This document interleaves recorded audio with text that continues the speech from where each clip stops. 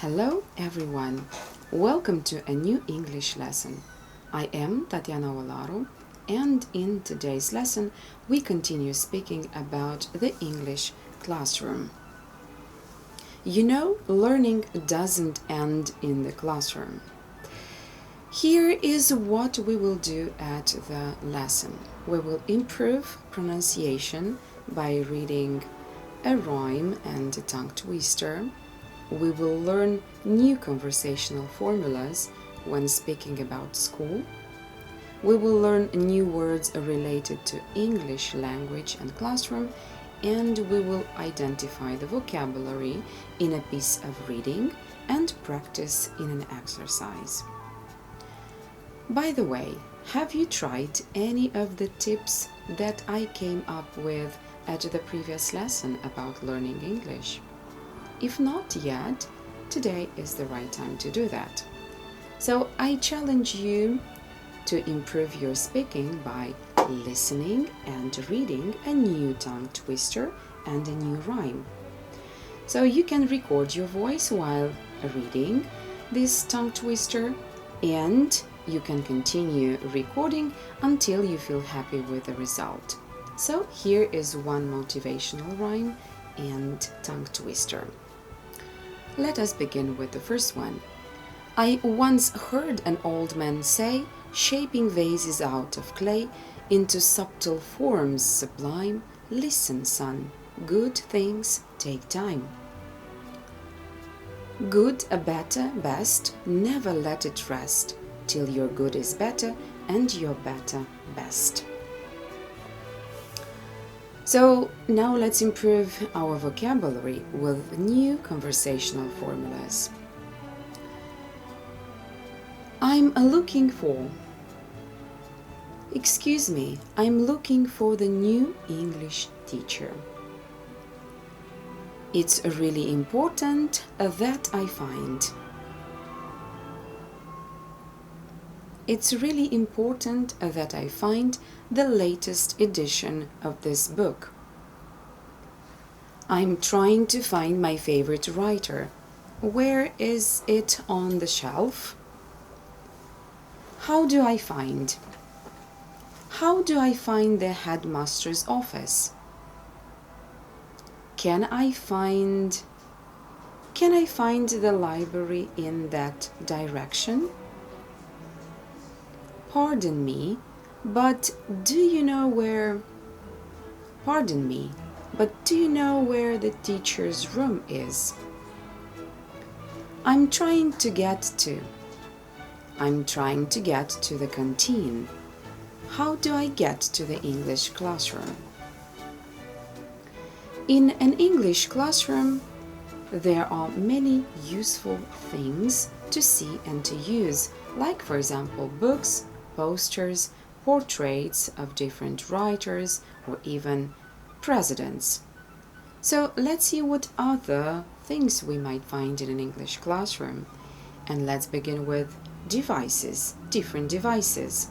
Device is a thing made for a particular purpose, especially a mechanical or electric invention.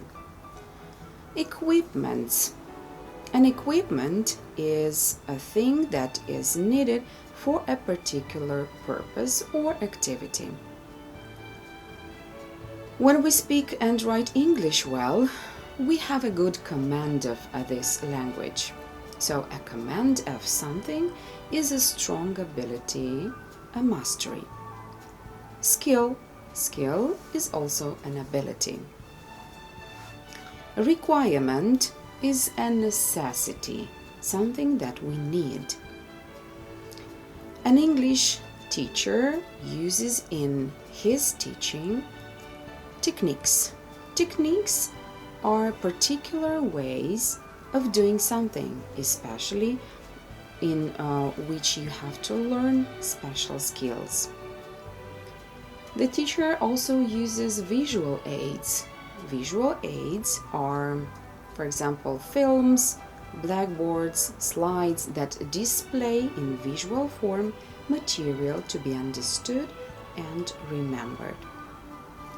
And in an English classroom, pupils have a lot of opportunities, especially the opportunity to learn English.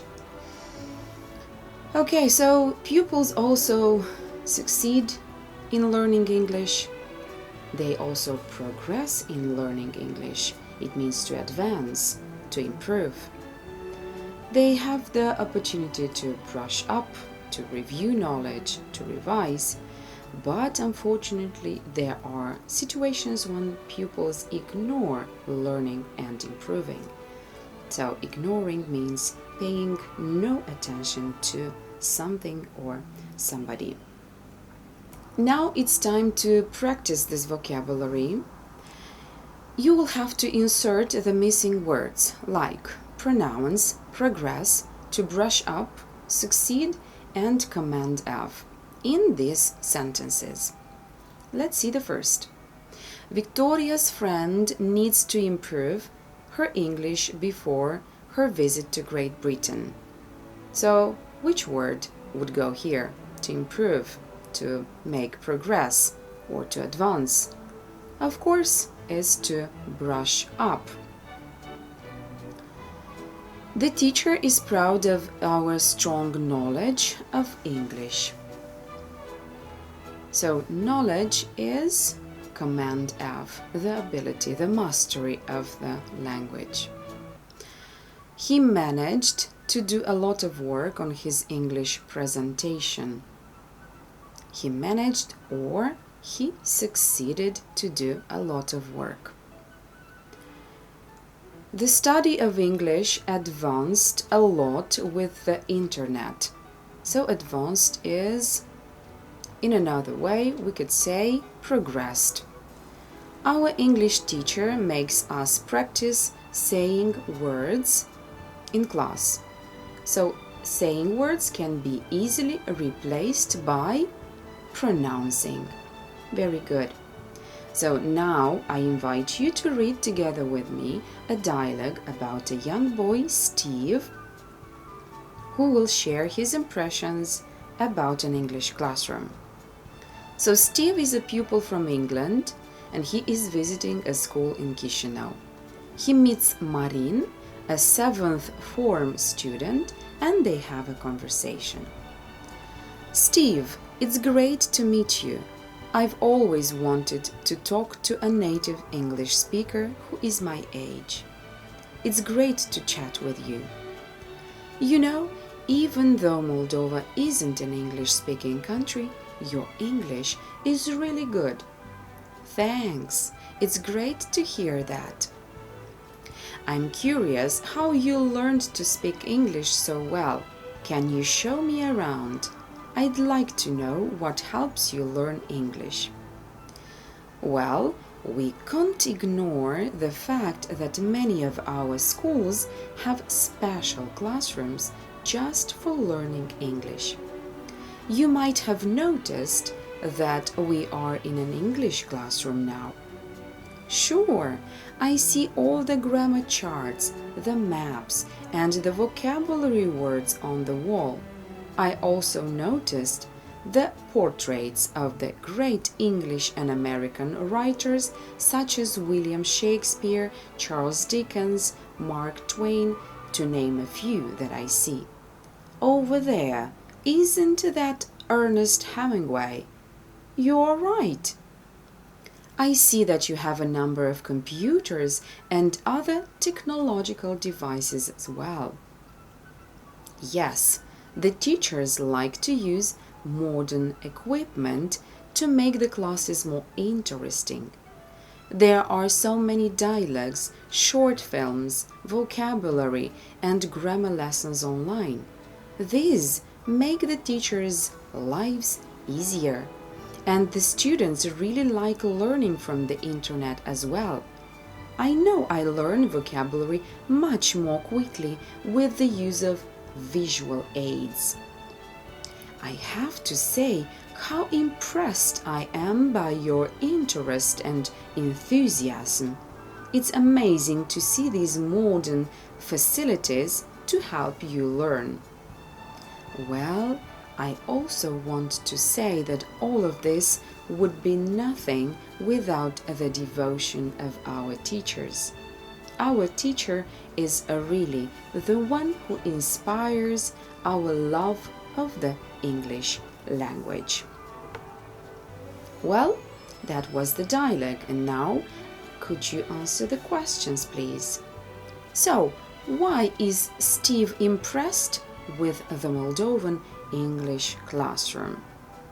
So, if you were attentive during this dialogue, you would answer correctly. So, the first is Steve sees all the grammar charts, all the maps, and the vocabulary words on the wall. He also noticed the portraits of the great English and American writers such as William Shakespeare, Charles Dickens, and Mark Twain. What else? He sees that there is a number of computers and other technological devices as well. He is also amazed to see these modern facilities that help Marin learn, and he is also impressed by Marin's interest and enthusiasm. After listening to the dialogue, I would like you to give your opinions on the following questions. How important are teachers to your learning of English? How does your English classroom compare to the one in the dialogue? Do you think modern technology is important when learning English? And how does your school use computers and the internet for learning English? This is all for now. Let's see what we have managed to do. We have learned a tongue twister. We have learned conversational formulas for an English classroom. We have learned new words related to English language in classroom, and we have discovered the vocabulary in the dialogue between Marin and Steve, and we have practiced it in an exercise. Hope to see you next time.